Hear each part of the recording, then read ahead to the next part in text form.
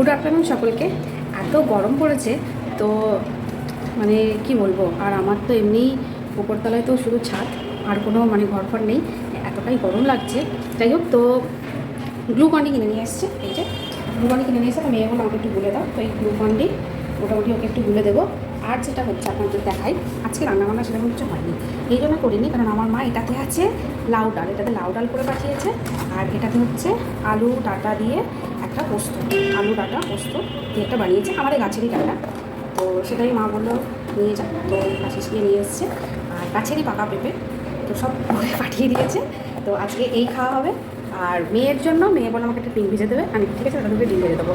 আর ও বললো একটু গ্লুকন্ডি করে দাও, তো এই যে ওকে গ্লুকন্ডি একটু দিই। তো চলুন, ওই বাইরে বসে আছে, কারণ আমাদের ব্যালকনিতে এত গরম, তো পাখিগুলো কাছে আমি বাইরেটাতেই রেখেছি। এখানে এই যে ওই বাইরেটাতেই বসে আছে, আর এই পাখিগুলোকে আমি আজকে এইখানেই রেখেছি।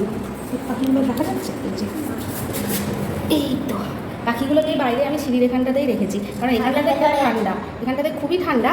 আর পরের ব্লগে আপনাদেরকে বলবো এদের দুজনের কি নাম, এদেরকে কোথা থেকে নিয়ে এসেছি, পরের ব্লগে কিন্তু সব আপনারা জানতে পারবেন। তো তার জন্য আমার এই চ্যানেলটাকে কিন্তু সাবস্ক্রাইব করতে হবে, আর অবশ্যই পেজটাকে খুব ভালো করে লাইক করে দেবেন।